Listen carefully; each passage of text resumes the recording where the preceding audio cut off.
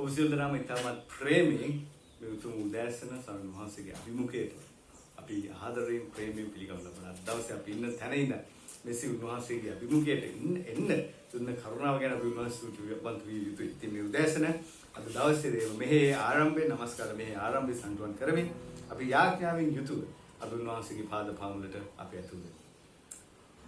शुद्ध महोत्तम देव प्याननी स्वामी वास्तुतिवंतन में मनार उदास खाले निसा उपहासिक अनुग्रह करुणा सम तबाती निसा स्तुति उपहास आरक्षा कर रखवारने कल निसा स्तुति उपहास महत्व से सपेन निसा अभी उपहास स्तुतिवंत रामगे देव प्यान स्वामी वगे में उदासन अभी इन थैंगल इंदन अभी एक्सिट में अभी उपहास के पामुल टेनो उपहास अभी नमस्कार वारगत मैंने उपहास के अभिमुखे उपहास के अनुग्रह करुणा मध्य तबु मैंने मत दवसी අපේ මේ නමස්කාර මෙහෙ අපේ නමස්කාරය සුවඳුම් පූජාවක් මෙන් බාරගත වෙනවා. ඔබවහන්සේගේ අභිමුඛ අප මැදින් තිබුණා.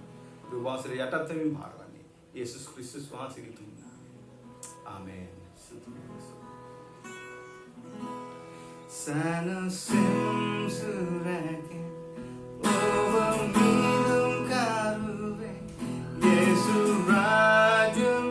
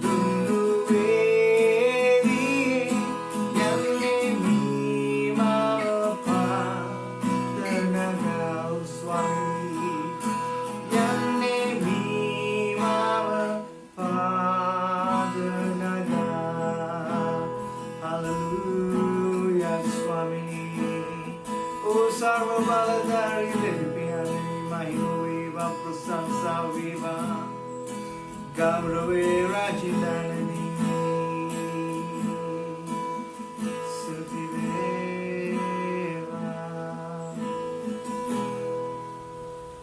Sutiveva Swamini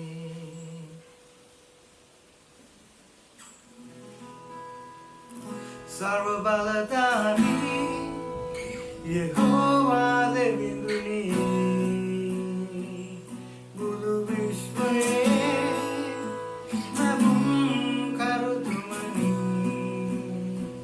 Sarvabaladari Yehovah Devinduni Guru Vishwaye Nabum Karutumani Antagavada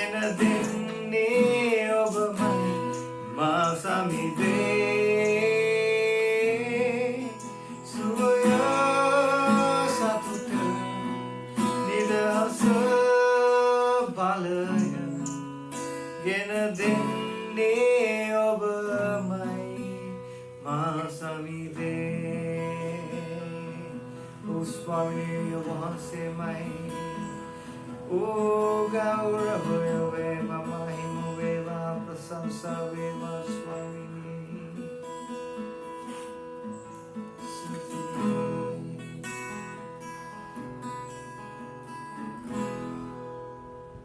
शुद्ध महोत्सव देव प्यारे स्वामी මේ උතුම් උදෑසන වහන්සේගේ පාද පවලට අපි යටත් වෙනවා බාර වෙනවා අපේ নমස්කාරය අපි වහන්සේට බාර කරනවා වහන්සේ බාරගත් නිසා ස්තුතියි වහන්සේ කරුණාකර හස්තය අප සමග තබා තියෙන නිසා ස්තුතියි අද දවසේ වහන්සේගේ වචනෙන් අපිට කතා කරන්න මාර්ග පෙන්වුම ආශිර්වාද කරන්න වහන්සේට අප සම්පූර්ණයෙන්ම යටත් වෙමි බාරවන්නේ යේසුස් ක්‍රිස්තුස් වහන්සේගේ උතුම් නාමයෙන් ආමේන් ඒ උදෑසන අපි පන්රුසා සම්මාදම් වෙනුවෙන් අපි පොඩි වෙලාවක් අපි වෙන් කරමු. ඔබට පුළුවන් එන්වලොප් එකකට හෝ ඔබට ඒ මුදල් සම්බන්ධ සදස්යෙන් කොටස් ඔබට වෙන් කර තබන්න පුළුවන්. ඒ වෙලාවේදී අපි ගායනා කරමු මහිම වේ තේජස වේ කියන ගීතිකාව. මහිම වේ තේජස වේ දෙව් සමිතුනි ඔබ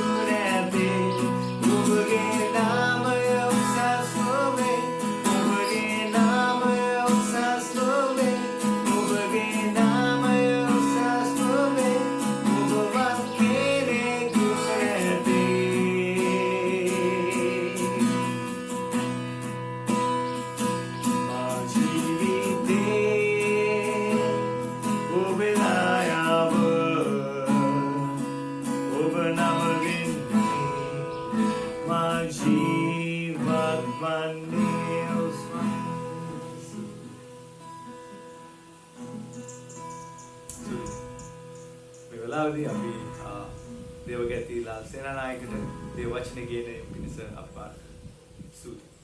අපි ජීවත් වෙන්නේ ඊ타මත්ම දුෂ්කර කාල පරිච්ඡේදයක. එම නිසා මේ උදෑසන විවිධ අභියෝග කරදර මැද්දේ ව්‍යසන මැද්දේ අපගේ ක්‍රිස්තියානි ප්‍රීතිය අපේ ක්‍රිස්තියානි බලාපොරොත්තුව සහ සතුට රඳා පවත්වා ගන්නේ කෙසේද කියන කාරණය සම්බන්ධව ඔබ ඉදිරියේ අදහස් කීපයක් තබන්න මම බලාපොරොත්තු වෙනවා. මම කලින් කිව්වා වගේ අපි ජීවත් වෙන ඉතාමත්ම දුෂ්කර කාල පරිච්ඡේදයක අපිට මේ තත්වයේ සමග කටයුතු කරන්න නම් අපි අපගේ ජීවිතයේ යථාර්ථය මනුෂ්‍ය ජීවිතයේ යථාර්ථය පිළිබඳව අපි පැහැදිලිව අවබෝධ කරගන්නට අවශ්‍යයි.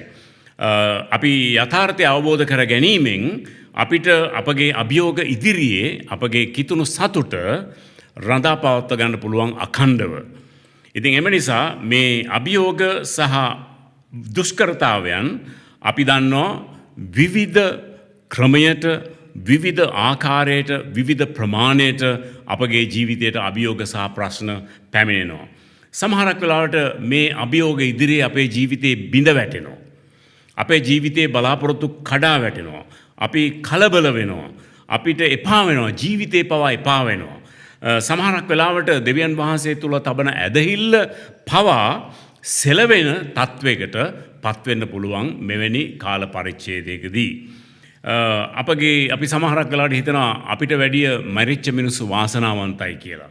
මේ වගේ දුෂ්කරතා අභියෝග අපේ ජීවිතේට එනකොට අපිට පේන දෙයක් තමයි අපිට සමහරක් වෙලාවට බලාපොරොත්තු කඩවීම නිසා අපේ ජීවිතේ කලකිරීමට පත් වෙලා අපේ ජීවිතේ පවා එපා වෙන්න තත්වයකට පත් වෙනවා.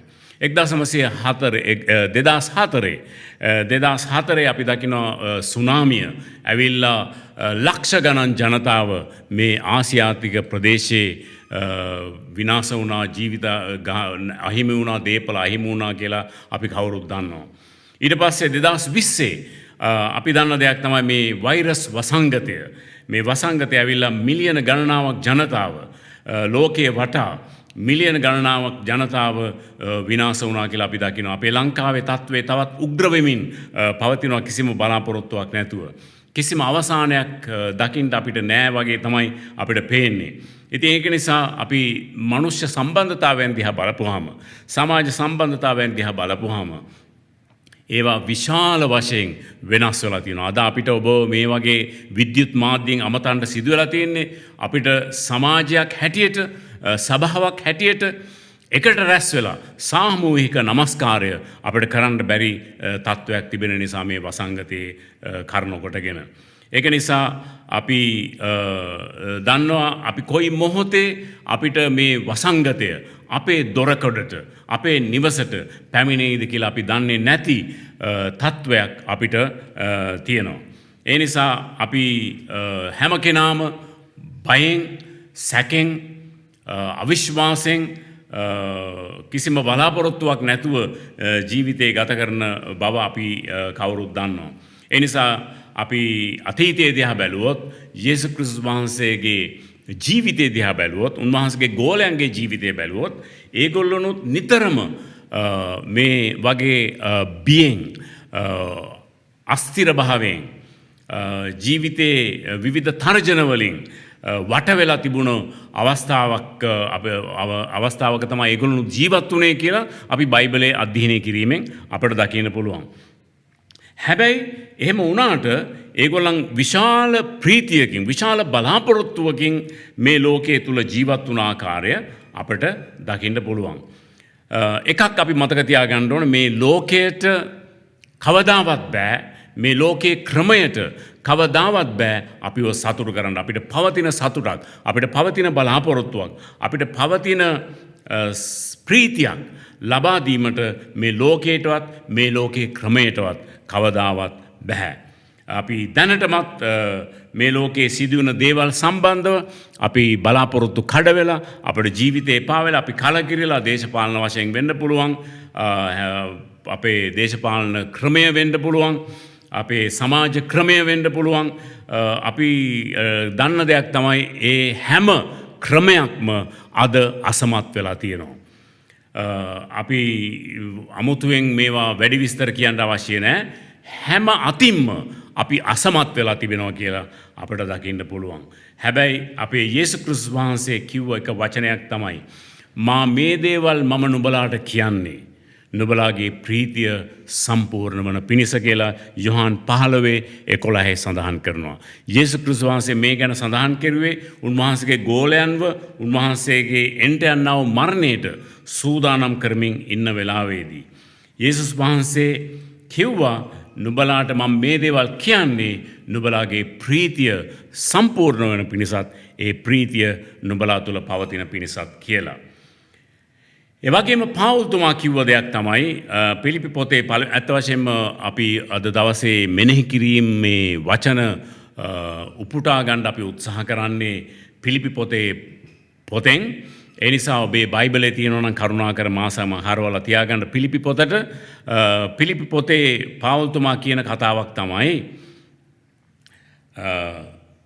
මක්නිසාද මම ජීවත් වන්නේ නම් ජීවත් වන්නේ ක්‍රිස්තුස් වහන්සේ උදෙසාය, මරණය මට ලාභයක්ය කියලා උන්වහන්සේ කියනවා.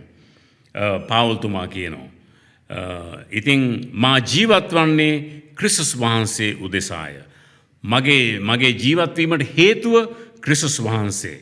මගේ ජීවත් වීමට හේතුව ක්‍රිස්තුස් වහන්සේ, නැත්නම් මරණය මට ඊට වැඩි ලාභයක් කියලා සඳහන් කරනවා. එයාට ඒ තරම් බලාපොරොත්තුවක් ක්‍රිස්තුස් වහන්සේ තුල තිබුණා කියලා අපිට දකින්න පුළුවන්. එවැනි මානසිකත්වයක්, එවැනි චින්තනයක් අපි ගොඩනගා ගන්නේ කෙසේද?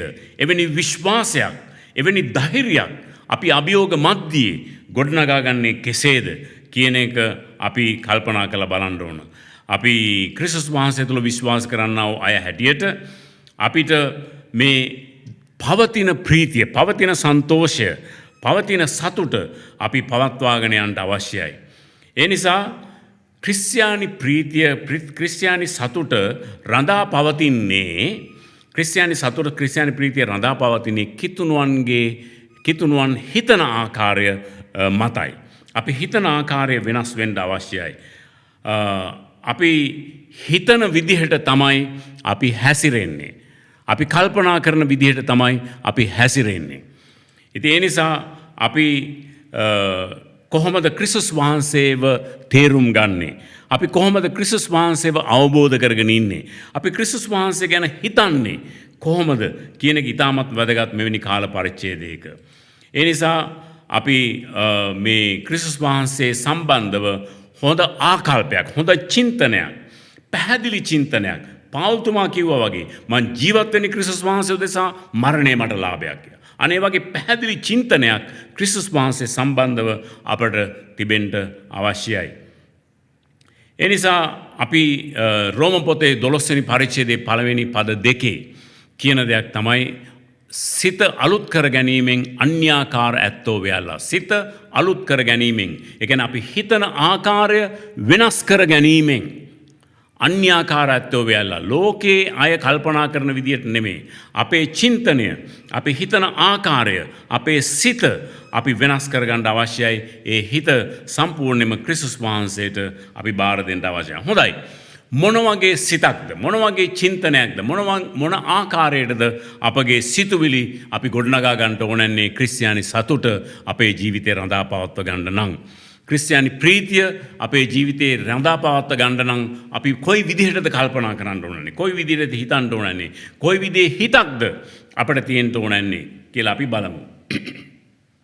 පළවෙනි කාරණය තමයි අපි අපේ පවතින ප්‍රීතියක්, ක්‍රිස්තියානි ප්‍රීතියක් අපි පවත්වාගෙන යන්න නම් අපිට තියෙන්න ඕන ඊ타මත්ම වැදගත් පළවෙනි කාරණය තමයි අපිට එක හිතක් තියෙන්න ඕන.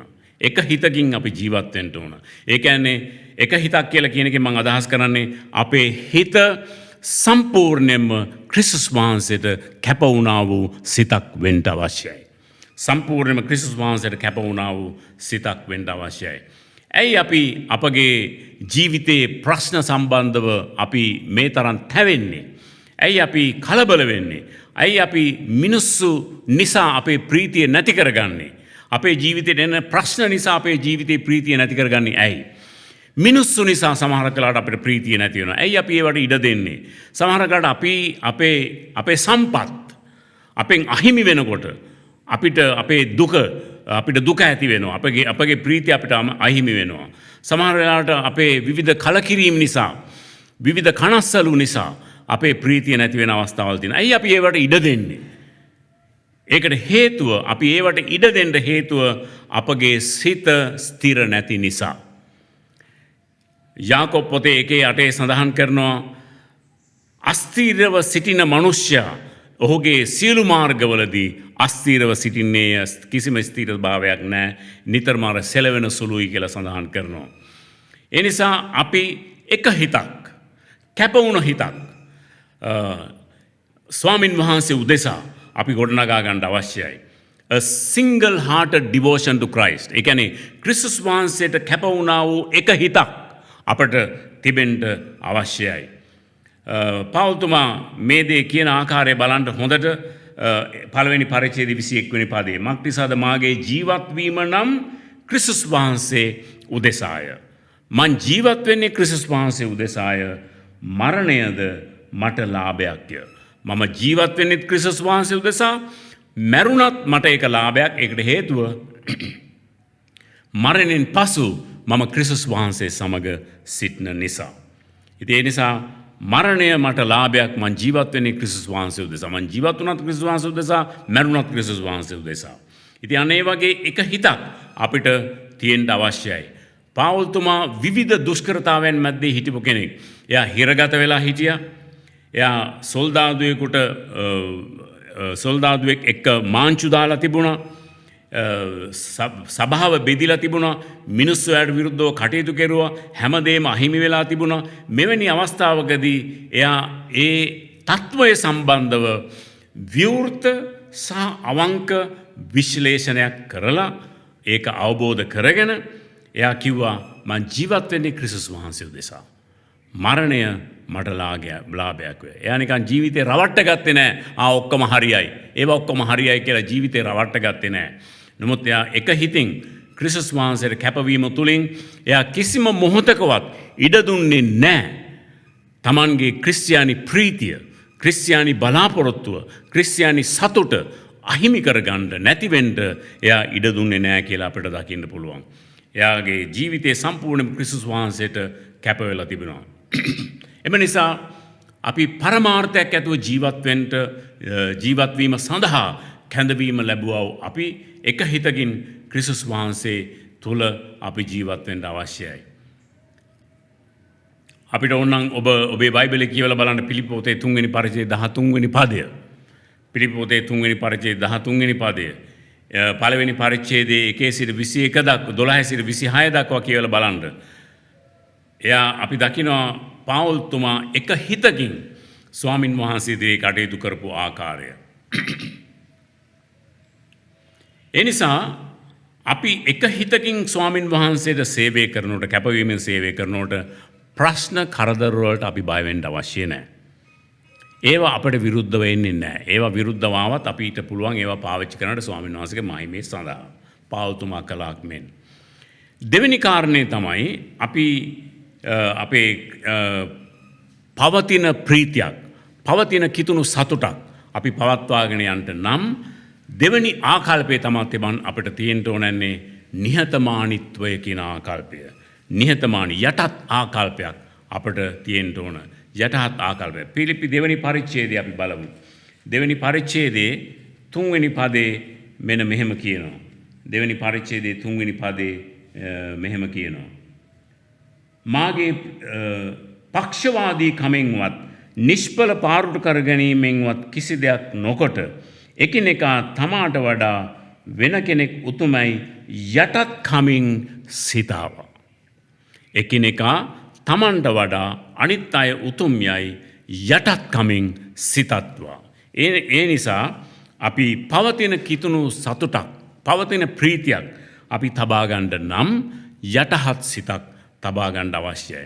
අපේ සමාජයේ කොයිතරම් අලංකාර සමාජයක් බවට පරිවර්තනය වෙයිද අපි මේ ආකාරයට හිතුවොත්. මට වැඩිය අනිත් කෙනා උතුම් කියලා අපි යටහත් ලෙස හිතුවොත් අපිට මොනතරම් මනහර පරිසරයක් මේ සමාජය තුල අපිට ගොඩනගා ගන්නට පුළුවන්ද?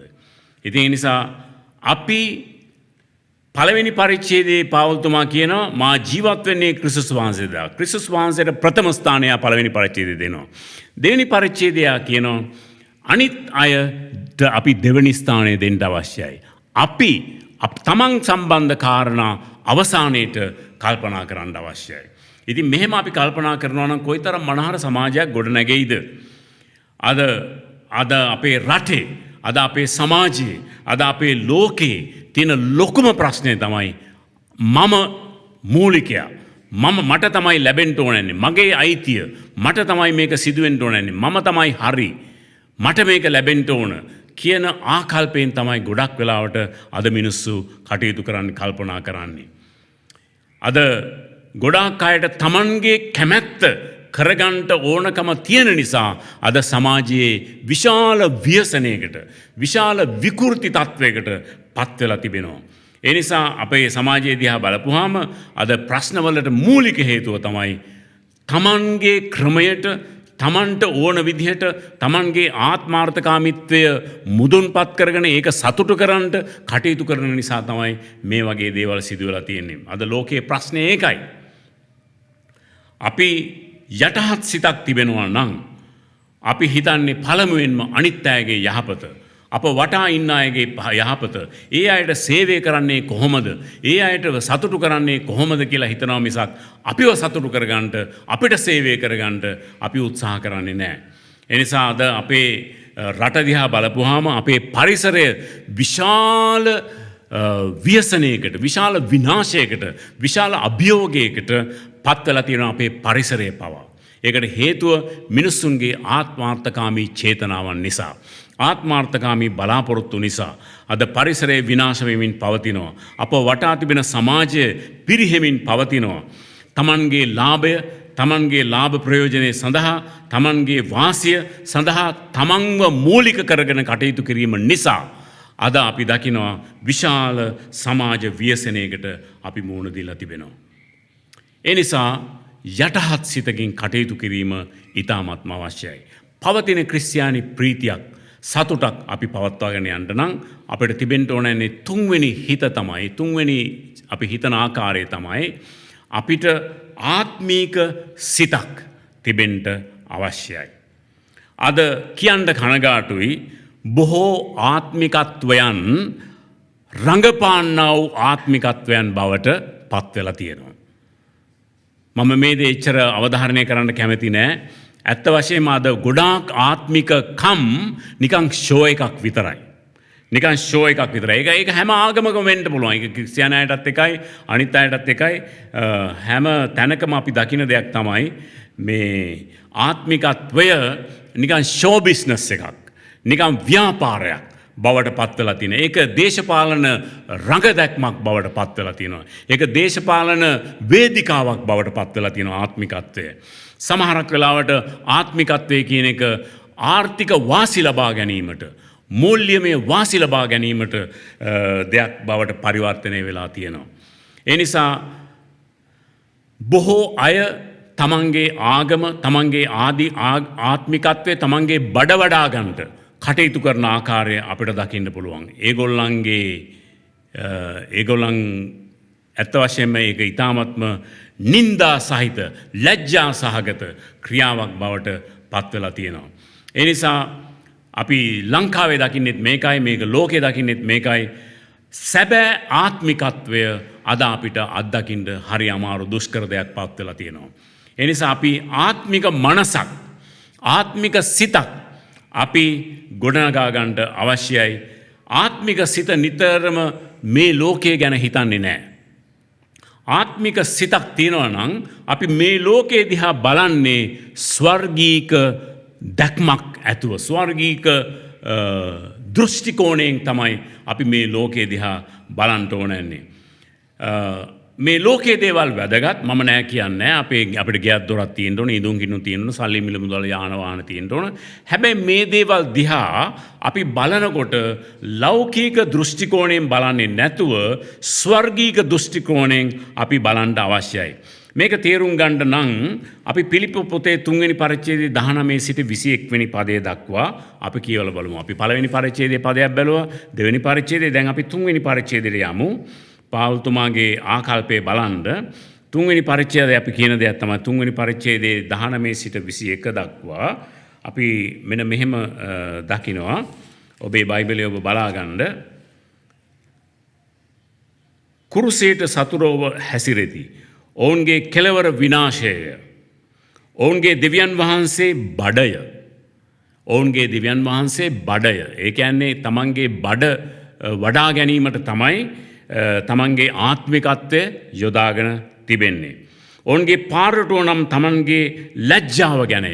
ඒගොල්ලන් තමන්ගේ ලැජ්ජාව ගැනත් පාරටු කරගන්නවා. ඔවුන් සලකන්නේ ලෝකයේ දේවල්ය. ඔවුන් සලකන්නේ මේ ආත්මික මුවාවෙන් කරන අය. නමුත් අපේ නාගරිකත්වය, නමුත් අපේ කිතුණුවන් හැටියට අපේ නාගරිකත්වය, අපේ පුරවැසිභාවය ස්වර්ගයේය. අපේ පුරවැසිභාවය ස්වර්ගයේය. අපි මේ ලෝකේ හිටියට අපේ පුරවැසිභාවය ස්වර්ගයේය. එතනින් ගැලවුම්කාරයන් වන ක්‍රිස්තුස් වහන්සේ එනවා අපි බලා සිටිමුව.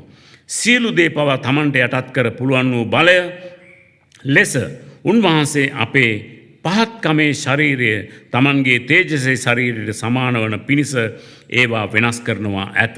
ඉතින් මේ ලෝකේ අපි ජීවත් වුණාට අපි අයිති ස්වර්ග රාජ්‍යයට. මේ ලෝකෙට අපි අයිති නැහැ. ඉතින් ඒ නිසා අපි ස්වර්ගීක මානසිකත්වයක්, ආත්මික මානසිකත්වයක් අපි ඇති කරගන්න අවශ්‍යයි. ආත්මික මනසක් තියෙන මිනිස්සයා මේ ලෝකේ දිහා බලන්නේ ස්වර්ගීක දෘෂ්ටි කෝණයෙන්. මේ ලෝකයේ දිහා අපි ඒ විදිහට බලනකොට ඇත්ත වශයෙන්ම අපේ ජීවිතේ පැවැත්ම තුළ විශාල වෙනසක් අපිට ඇති වෙනවා. මේ ලෝකයේ දේවල් සදාකාලික නැහැ. නමුත් අපිට සදාකාලික බලාපොරොත්තුවක් ක්‍රිස්තුස් වහන්සේ තුළ තිබෙනවා. ඒ නිසා අපි මේ ලෝකයේ දිහා ස්වර්ගීක දෘෂ්ටි කෝණයෙන් බලන්නේ නැත්නම් මරණය කියන එක අපි කාටත් මුහුණ දෙන්න සිදුවෙන දෙයක්. මරණය කියන එක විශාල විනාශයක් පමණයි. නමුත් පෞල්තුමා වගේ මරණය මට ලාභයක් කියලා කියන්න නම් අපිට මේ ලෝකයේ දිහා ස්වර්ගීක දැක්මෙන් ආත්මික මානසිකත්වයකින් අපි බලන්ට අවශ්‍යයි. ඒ නිසා මරණය කියන එක අපිට දුක කනගාටුව වේදනාව ගේනවා වෙන්න පුළුවන්. නමුත් අපි ඒකෙන් විනාශ වෙන්න අවශ්‍ය නැහැ. අපිට බලාපොරොත්තුවක් තියෙනවා ක්‍රිස්තුස් වහන්සේ තුල. ඒ නිසා අපේ ප්‍රීතිය කවදාවත් ඒට උදුර ගන්න බෑ. මරණයට අපේ ප්‍රීතිය, අපේ සතුට උදුර ගන්න බෑ. ඒකට හේතුව අපි ස්වර්ගීක පුරවැසියන්. අපි පුරවැසියන් හැටියට ස්වර්ගයේ කලා යන්නවා. ඒ නිසා මේ ලෝකේ ජීවත් වෙනකොට අපි මේ ලෝකයේ දිහා බලන්න ඕනන්නේ ස්වර්ගීක දෘෂ්ටි කෝණයෙන්. අපි මේ ලෝකේ අවබෝධ කරගන්න ඕනන්නේ ස්වර්ගීක දෘෂ්ටි කෝණයෙන්. මේ ලෝකේ අපි ගබඩාකරුවන් විතරයි. අපි මේක බලාගන්න මුරකාරයෝ විතරයි. අපිට මේවා අයිති නෑ. කිසිම දෙයක් අපිට අයිති නෑ. මේවා දිහා අපි බලන්න ඕනන්නේ යන්න ඒ ආකාරයට. අපි 3 වෙනි පරිච්ඡේදයේ 7 වෙනි පදේ ඉඳලා බැලුවොත් එහෙම 3 වෙනි පරිච්ඡේදයේ 7 වෙනි පදේ ඉඳලා බැලුවොත් අපිට ඒකම දකින්න පුළුවන්. සභාව මෙතන අපි දකිනවා පාවුල්තුමා සඳහන් කරන දෙයක් තමයි මේ ලෝකේ දේවල් මම කුණුමෙන් සලකනවා කියලා සඳහන් කරනවා. ඔබ කියවලා බලන්න ඔබේ බයිබලේ පිලිප්පි පොතේ 3 වෙනි පරිච්ඡේදයේ 7 සිට 13 දක්වා. ඉතින් ඒක නිසා 4 වෙනි මනස 4 වෙනි චින්තනය අපි ගොඩනගාගත යුත්තේ පවතින ක්‍රිස්තියානි සතුටක් පවතින ක්‍රිස්තියානි ප්‍රීතියක් පවත්වාගෙන යන්නට නම් අපි වගා කරගත යුතුයි. අපි ගොඩනගාගත යුතු ඊළඟ මානසිකත්වය තමයි සුරක්ෂිත මානසිකත්වය. සුරක්ෂිත මානසිකත්වය. අද ගොඩාක් අය අනාරක්ෂිත භවෙන් දුක් විඳිනවා. කරදර විඳිනවා. ඒ නිසා ඒගොල්ලන්ගේ සම්බන්ධතාවයන් කඩාගෙන වැටලා තියෙනවා. මේ අනාරක්ෂිත භාවය ගැන මට ගොඩක් කතා කරන්න තියෙනවා. නමුත් වෙලා නැති හින්දා මට කතා කරන්න බෑ. අද ගොඩක් අය අනාරක්ෂිත භවෙන් පෙළෙනවා.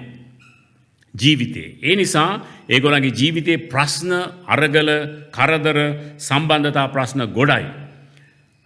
බොහෝ හේතු නිසා මේ අනාරක්ෂිත මානසිකත්වය අපිට ගොඩනගා ගන්න පුළුවන්. විශේෂයෙන් COVID-19 කියන මේ වසංගත කාල පරිච්ඡේදය නිසා බොහෝ අය අනාරක්ෂිත තත්ත්වයට පත් වෙලා තියෙනවා. තමන්ගේ සම්බන්ධතාවයන් බිඳ වැටලා තිබෙන නිසා බොහෝ අය කලකිරීමට ලක් වෙලා තියෙනවා. බොහෝ අය දොම්නසට පත් වෙලා තියෙනවා. බොහෝ අය මොනවද කියන ડિප්‍රෙස් කියන ගතියට ඇති වෙලා තිබෙනවා. අවුල් වෙලා තියෙනවා. තමන්ගේ මේ අනාරක්ෂිතභාවය නිසා සමහරක් අයට සමාජාශ්‍රයක් කරන්න නැති නිසා කලකිරීමට පත් වෙලා තියෙනවා. මානසික ආතතියට පත් වෙලා තිබෙනවා. සමහරක් අයට තමන්ගේ රැකියාවල් පිළිබඳව අනාරක්ෂිත බවක් ඇති වෙලා තියෙනවා. තවත් සමහරක් අයට තමන්ගේ ශරීරයේ පෙනුම සම්බන්ධ එක්ක කන්ට නැතුව කෙට්ටු වෙලා ඒ සම්බන්ධ අනාරක්ෂිත භාවයක්, එහෙම නැත්නම් මේ ලොක්ඩවුන් එක නිසා ගෙදරට ඉඳලා කෑම කාලා වැඩි වෙලා ඇඟ තර වෙලා ඒ පිළිබඳ ගැටලු ඇති වෙන අනාරක්ෂිත භාවයක් තියෙනවා. සමහරක් අයට විවිධ විදිහේ අනාරක්ෂිත භාවයන් වලින් පෙළෙන ආකාරය අපිට දකින්න පුළුවන්. මේවා කුමක් වුණත් අපි අපගේ මේ අනාරක්ෂිත භවෙන් අපිව ආරක්ෂා කරගන්න නම් අපිට සුරක්ෂිත මානසිකත්වයක් අපි ඇති කරගන්න අවශ්‍යයි. අපි කොහොමද මේක කරන්නේ? අපිට මේක කරන්න පුළුවන්නේ ක්‍රිස්තුස් වහන්සේගේ තුල තිබෙන්නා වූ සම්පත්, උන්වහන්සේ තුල තිබෙන අපිට තිබෙන ශක්තිය අවබෝධ කර ගැනීමෙන් අපිට අනාරක්ෂිත භවෙන් ගොඩ එන්න පුළුවන්. 4 වෙනි පරිච්ඡේදයේ ගත්තොත් අපිට මේ ක්‍රිස්තුස් වහන්සේ තුල තිබෙන සම්පත් අපිට අනන්ත දකින්න පුළුවන්. 4 වෙනි පරිච්ඡේදයේ 6 වෙනි පදයේ සිට 9 වෙනි පදයේ දක්වා ගත්තොත් අපි දකිනවා නුඹලා කිසිවක් ගැන කනගාටු නොසිතා සියල්ලේදී ස්තුතිදී සමග යාඥාවෙන්ද කන්නලවෙන්ද නුඹලාගේ ඉල්ලීම් දෙවියන් වහන්සේට දන්වා පල්ලා. යාඥාව කියන එක අපිට තියෙන ලොකු සම්පතක්, ලොකු ශක්තියක්, ලොකු ආරක්ෂාවක්. එවිට කිසි නුවණකින් දැනගත නොහැකි වූ දෙවියන් වහන්සේගේ සමාදානය ක්‍රිස්තුස් වහන්සේ තුල නුඹලාගේ සිද්ද සිතුවිලිද ආරක්ෂා කරනවා ඇත. ආරක්ෂිත සිතක් ඇති කරගන්න නම් උන්වහන්සේ තුල තියෙන සම්පත් අපි පාවිච්චි කරන්න අවශ්‍යයි. යාඥාව, උන්වහන්සේගෙන් පැමිණෙනා වූ සමාදානය, දෙවියන් වහන්සේගේ බලය, දෙවියන් වහන්සේගේ ශක්තිය. ඊට පස්සේ 10 වෙනි පදයේ දැක්කොත් අපිට දකින්න පුළුවන් මා බලවත් කරන ක්‍රිස්තුස් වහන්සේ තුල මට ඕනම දෙයක් කරන්න පුළුවන්. මට ඇතුව ඉන්නත් පුළුවන්, මට නැතුව ඉන්නත් පුළුවන්. මට බඩගින්න ඉන්නත් පුළුවන්, මට බඩ පිරලා ඉන්නත් පුළුවන් කියලා පාවුල්තුමා කියන ආකාරය බලන්න. මෙන්න මේ ආකාරයේ ආරක්ෂිත සිතක් අපි ගොඩනගා ගන්න අවශ්‍යයි. දෙවියන් වහන්සේ අපට සපයන දෙවියන් වහන්සේ. දෙවියන් වහන්සේ අපිව බලාගන්න ස්වාමින් වහන්සේ. ස්වාමින් වහන්සේ තුල අපි මේ ආරක්ෂිත සිත, සුරක්ෂිත සිත අපි රැක ගන්න අවශ්‍යයි. ඒ නිසා මෙවැනි දුෂ්කර සමයක මෙවැනි දුෂ්කර කාල පරිච්ඡේදයක අපි යාඥාවෙන් දෙවියන් වහන්සේගේ පාමුලට අපි නිතර ගමන් කරන්න අවශ්‍යයි. ඒ වගේම උන්වහන්සේගේ ශක්තියෙන් අපි ඇති කරගන්න අවශ්‍යයි. පාවුල්තුමා කිව්වා වගේ මා ශක්තිමත් කරන ක්‍රිස්තුස් වහන්සේ තුල මට සියල්ල කරන්න පුළුවන්. සියල්ල කරන්න පුළුවන් කියන්නේ මට මේ ලොකු බිල්ඩින් එකක් උඩ නැගලා පල්ලෙහාට පනින්න පුළුවන් කියන එක නෙමෙයි. මට මා බලවත් කරන ක්‍රිස්තුස් වහන්සේ තුල සියල්ල කරන්න පුළුවන් කියලා කියන්නේ එතන සඳහන් කරනවා මට බඩගින්න ඉන්නත් පුළුවන්, මට බඩ පිරලා ඉන්නත් පුළුවන්, මට ඇතුව ඉන්නත් පුළුවන්, මට නැතුව ඉන්නත් පුළුවන්. මට කොහොම වුණත් කමක් නැහැ. ක්‍රිස්තුස් වහන්සේ මට සෑහේ, උන්වහන්සේ මට ශක්තිය දෙනවා කියන සුරක්ෂිත මානසිකත්වය අපි ඇති කරගන්න අවශ්‍යයි අපේ ජීවිතයේ පැවැත්ම සඳහා. ඒ නිසා අපිට උන්වහන්සේගේ පොරොන්දු තියෙනවා. උන්වහන්සේ අපිට සපයනවා කියලා. ඒ පොරොන්දු අල්ලගෙන අපේ ජීවිතය අපි ශක්තිමත් කරගන්න අවශ්‍යයි. ඒ නිසා මම කිව්වා වගේ අපි ජීවත් වෙන්නේ දුෂ්කර කාල පරිච්ඡේදයක. අපි මේ ලෝකේ, දේශපාලන ලෝකේ, සමාජීය ලෝකේ සිදුවන දේවල් දිහා බලපුවාම අපිට දකින්න පුළුවන් අපි ජීවත් වෙන්නේ කිසිම බලාපොරොත්තුවක් නැති, දූෂණයෙන් පිරිච්ච, අපිට බලාපොරොත්තුවක් නැති සමාජයක. නමුත් සත්‍යතාවය නම් අපිට මේ ලෝකේ ක්‍රමය තුල කිසිම විශ්වාසයක් බලාපොරොත්තුවක් තියාගන්න බෑ. අපිට පවතින සතුටක් මේ ලෝකයේ තුලින් අපිට ලබා ගන්න බෑ. මේ ලෝකේ ක්‍රමය දූෂිතයි. නමුත් අපිට ක්‍රිස්තුස් වහන්සේ තුල මේ මානසිකත්වය ගොඩනගා ගත්තොත් අපිට පවතින සතුටක් ලබා ගන්න පුළුවන්. මොකද්ද? පළවෙනි කාරණය එක සිතක්. කැපවුණු සිතක් තියෙන්න ඕන. දෙවෙනි කාරණය නිහතමානීකම, යටත්කම අපි ගොඩනගා ගන්න අවශ්‍යයි. තුන්වෙනි කාරණය හොඳ ආත්මික මනසක් අපට තිබෙන්න අවශ්‍යයි. ස්වර්ගීක දැක්මෙන් මේ ලෝකෙ දිහා බලන ආත්මික මනසක්. හතරවෙනි කාරණේ සුරක්ෂිත මනසක් අපට තියෙන්න අවශ්‍යයි කියලා අපි දැක්කා. මෙන්න මේ වගේ අපේ ජීවිතය පුරවගත්තොත්, මෙවැනි මානසිකත්වයක් අපි ආරක්ෂා මානසිකත්වයෙන් අපි ගොඩනගා ගත්තොත් අපිට මේ ලෝකේ සිදුවෙන බලාපොරොත්තු කඩවෙන දූෂිත දේවල් වලින් අපේ මනස රැක ගන්න පුළුවන්. උදාහරණයක් වශයෙන් අපි මේ මුඛාවරණ දානවා, මාස්ක්, මුඛාවරණ පළඳිනවා, සැනිටයිසර්ස්, විස බීජ හරණය කරනවා, අපි පිරිසුදු කරනවා, සබන් දාලා අත හොදනවා. මේ දේවල් කරන්නේ විස බීජ වලින් අපිව ආරක්ෂා කරගන්න. ඒ නිසා මේ ලෝකයේ සිදුවෙන අනිකුත් විනාශකාරී දූෂිත දේවල් වලින් අපිව ආරක්ෂා කරගන්න නම් ක්‍රිස්තුස් වහන්සේ තුල තිබෙන්නා වූ, ක්‍රිස්තුස් වහන්සේට මේ කළා වූ කැපවුණ සිතක්, ඒකීය මානසිකත්වයක් අපිට තියෙන්න ඕන. එක සිතක් උන්වහන්සේ උදෙසා තියෙන්න ඕන. නිහතමානී යටත් සිතක් අපිට තියෙන්න ඕන. සැබෑ ආත්මික මනසක් අපිට තිබෙන්න ඕන. ඒ වගේම සුරක්ෂිත මනසක් තිබෙන්න ඕන. කැපවුණ සිතක්, යටහත් සිතක්, ආත්මික සිතක් සහ සුරක්ෂිත සිතක් අපිට තිබෙන්න ඕන. මේ දේවල් වලින් අපි අපේව ආරක්ෂා කරගත්තොත් අපිට පවතින ප්‍රීතියක්, පවතින සතුටක්, ජීවිතේ කරදර මොනවා ආවත්, මොන ප්‍රශ්න ආවත්, මොන අභියෝග ආවත් අපිට රැකගන්න පුළුවන්. දෙවියන් වහන්සේ මේ වචනෙන් ඔබ සියලු දෙනාටම ආශිර්වාද කරන සේක්වා.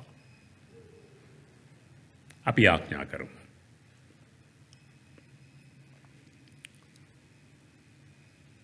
ස්වර්ගීක දෙවි පියාණනි, අපි ඔබ වහන්සේට මේ උදෑසන ස්තුතිවන්ත වෙනවා පියාණනි. ඔබ වහන්සේගේ වචනය අපගේ පාදයට පහනක්ව මාවතට එළියක්ව තිබෙන නිසා මේ වසංගතයෙන් ආරක්ෂා වීම සඳහා අපි මුඛාවරණ පළිඳිනවක් මෙන්, අපි විස බීජ හරණය කරන්නක් මෙන්, අපි අත සෝදනවක් මෙන් ස්වාමිනී අපගේ මේ ලෝකේ ජීවත් වෙනකොට අපගේ පවතින ප්‍රීතිය ක්‍රිස්තියානි සතුට නැති කරන්නා වූ විවිධ ව්‍යසනයන් විවිධ කරදර වලින් ආරක්ෂා වීම සඳහා ස්වාමිනී ඔබ වහන්සේ අප තුල එක සිතක් ඔබ වහන්සේ උදෙසා කැප වුණා වූ සිතක් නිර්මාණය කළ මැනව.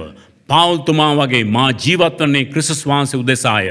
මරණය මට ලාභයක්ය කියලා කියන්න පුළුවන් සිතක් අප තුළ නිර්මාණය කළ මැනව.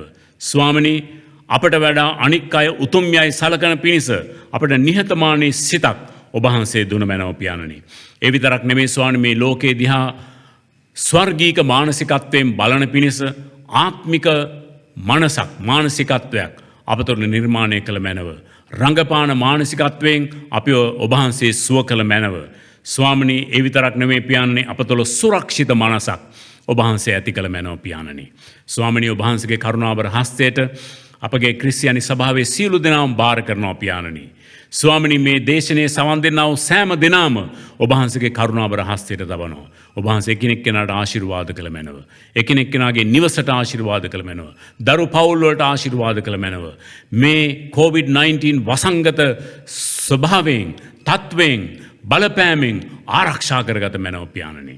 ඔබ වහන්සේගේ රැකවරණය දුන මැනව. මේ රට දෙස බැලුව මැනව. මේ රට උතුරු සෙට දකුණ දක්වා නැගෙනහිර සෙට බස්නාහිර දක්වා ඔබ වහන්සේ ස්පර්ශ කොට සුව කළ මැනව. ඔබ වහන්සේගේ ආරක්ෂාවෙන් පූර්ණ කළ මැනව.